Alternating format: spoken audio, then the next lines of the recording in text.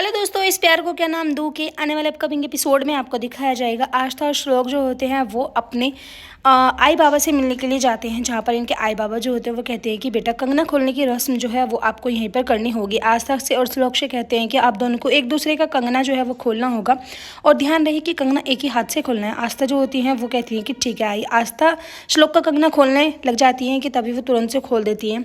लेकिन जैसे ही श्लोक आस्था का कंगना जो होता है उसको खोल रहे होते हैं कि वो एकदम से प्यार में खो जाते हैं। जो कंगना होता है वो धरती पर नीचे गिर जाता है, लेकिन उनकी माँ जो होती है यानी आई आस्था की वो कहती हैं कि कोई बात नहीं, ये खुलना तो ही था। उसके बाद वो लोग उसे चेयर पर रख देते हैं, जहाँ पर श्लोक जो होते हैं वो उनसे प्रॉमिस करते हैं और आस्था से बात कर रहे होते हैं। आस्था जो होती है वो कहते हैं कि अब हमें यहाँ से जल्द से निकलना चाहिए। श्लोक जो होते हैं वो कहते हैं कि तुम मेरी ज़िंदगी में जब से आई हो, जब से बस मेरी ज़िंदगी में नई नई चीज़ें ही हो रही है। उधर आस्था जो होती है बहुत सारी शॉपिंग करके यानी कि मतलब जो अपनी आई के वहाँ से सामान लेके आती हैं कि तभी अंजलि जो होती है वो कहती है कि इतनी उतावली थी तुम अपने घर वालों से मिलने के लिए कि तुम किसी को बिना बताए ही ऐसे ही चली गई।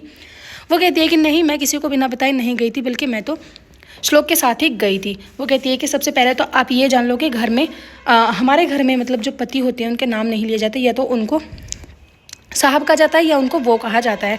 अंजलि जो होती है वो बार बार किसी न किसी बात पर आस्था को सिखा रही होती है और ताने मार रही होती है। ये चीज़ आस्था को थोड़ी सी खटक जाती है, तभी वो बातों ही बातों में बता देती है। कहती है कि मैं कल की पूजा के लिए आई बाबा को इन्वाइट करके आई हूँ ताकि हमें दोबारा से ना जाना पड़े। तभी अंजलि जो होती है वो कहती है कि किसने कहा तुमसे कि तुम्हारे आई बाबा को बुलाया जाएगा, क्योंकि ये तो हमारी कुलदेवी की पूजा है, इसलिए इसको हमें ही करना होगा।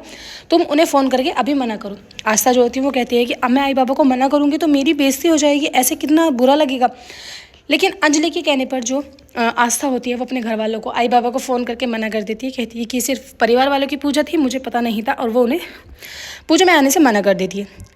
ये सब चीज़ें आस्था को बहुत ज़्यादा फील होती हैं। आस्था अपने रूम में जाकर रोने लगती है कि तभी जो आस्था की जेठानी होती हैं और उनकी माँ होती हैं वो श्लोक के सामने जानबूझ के ये सब बातें कह रही होती हैं ताकि श्लोक को गुस्सा आए और घर में फिर से कुछ ना कुछ ड्रामा। श्लोक जो होते हैं वो जाके आस्था से बात करने की कोशिश करते हैं, लेकिन आस्था इतने गुस्से में होती है कि वो उन पर ही झपट पड़ती है। कहती है कि मुझे किसी से कोई बात नहीं करनी है। तभी श्लोक को गुस्सा आ जाता है। वो कहती है कि ठीक है, जब तक तुम्हारा मूड ठीक नहीं होगा जब तक मुझसे कोई बात मत करना। लेकिन उसी बीच में श्लोक जो होते हैं वो आस्था के आई बाबा को फ़ोन करके दोबारा से बुला लेते हैं, पूजा में इनवाइट करते हैं। कहते हैं कि अगर आप मुझे अपना बड़ा बेटा समान मानते हो तो प्लीज़ ज़रूर आना पूजा में। उधर अंजलि जो होती है वो अपने रूम में जाती है कि तभी उनसे जो उनके हस्बैंड होते हैं वो सवाल करने लगते हैं। कहते हैं कि पूजा की सारी जिम्मेदारी मैं चाहता हूँ कि तुम्हारी ही निगरानी में हुई होगी, किसी चीज़ की कोई कमी ना हो, क्योंकि तुम्हें पता है कि मुझे बिल्कुल भी कमी और बिल्कुल भी गलती बर्दाश्त नहीं होती है। उधर श्लोक जो होते हैं वो तैयार होकर आ जाते हैं। आस्था उनके पीछे पीछे होती है, ब्लू कलर की साड़ी में आस्था उनके पीछे पीछे भाग रही होती है, सॉरी बोलती हैं, लेकिन श्लोक जो होते हैं वो उनकी सॉरी का कोई जवाब नहीं देते हैं। आस्था स्टेयर से नीचे की तरफ को गिरने वाली होती है कि तभी उन्हें पकड़ लेते हैं। कहते हैं कि संभाल के चलो, अगर तुम्हें कुछ हो गया तो मेरी मतलब मुझे प्रॉब्लम हो जाएगी। अंजलि जो होती हैं वो पूजा में खड़े हुए आस्था से कहती हैं कि ध्यान रहे, पूजा में कोई भी गड़बड़ नहीं होनी चाहिए किसी भी तरीके से, ये मैं बिल्कुल भी बर्दाश्त नहीं करूँगी। कि तभी अचानक से आस्था के जो माँ बाबूजी होते हैं यानी आई बाबूजी वो आ जाते हैं। उनको देखकर आस्था तो हंसने लगती है, लेकिन जो निरंजन होते हैं वो बहुत ज़्यादा घूर घूर के देख रहे होते हैं। तभी अंजलि जो होती है वो उनसे कहती है कि तुम्हारी बेटी ने तुम्हें पूजा में आने से मना किया था, फिर भी तुम उसके बाद अपनी बेटी के ससुराल में ऐसे ही मुंह उठा के आगे, तुम लोगों को तमीज़ नहीं है कि बिल्कुल भी। तभी श्लोक जो होते हैं वो पीछे से बोलते हैं, कहते हैं कि इनको मैंने बुलाया है, इनकी बेइज्जती मत करो आई।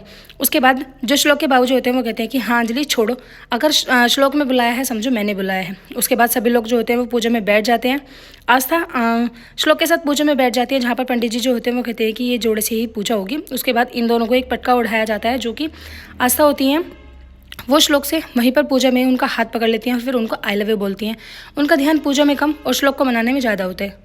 श्लोक जो होते हैं वो कहते हैं कि दोबारा से रिपीट करो, तुमने क्या बोला। उसके बाद जैसे ही वो दोबारा से रिपीट करती है कि तभी पीछे से अंजलि आ जाती है। कहती हैं कि तुम्हारी माँ ने एक अच्छे घराने का पल्ला पकड़ना तो तुम्हें सिखाया था, लेकिन पल्ला संभालना नहीं सिखाया। अपने पल्लों को जरा थोड़ा सा संभाल के रखो, पूजा में बैठी हो तुम, यहाँ किसी 5 स्टार होटल में नहीं बैठी हो। ऐसा करके उनके इंसल्ट करके वहाँ से चले जाती है। श्लोक ये शब्द सुन रहे होते हैं। उसके बाद पूजा पूरी हो जाती है। पंडित जी जो होते हैं वो फल देते हैं, कहते हैं कि ये तुम्हारी उन्नति का फल होगा। लेकिन जैसे आस्था खड़ी होती है कि वो इलझ के गिर जाता है। उसके बाद अंजलि को इतना गुस्सा आता है, कहती है कि तुमने तो हमारी पूजा खराब कर दी, अब इसका पश्चाताप तो तुम्हें करना होगा। और वो बहुत गंदी तरीके से उस बात का पश्चाताप करवाती है कि खुले बालों से आस्था को घर के बाहर बिठाया जाता है और दूध और पानी से उसको नहलाया जाता है, मंत्र वगैरह बोले जाते हैं। एपिसोड की एंडिंग ऐसी होगी।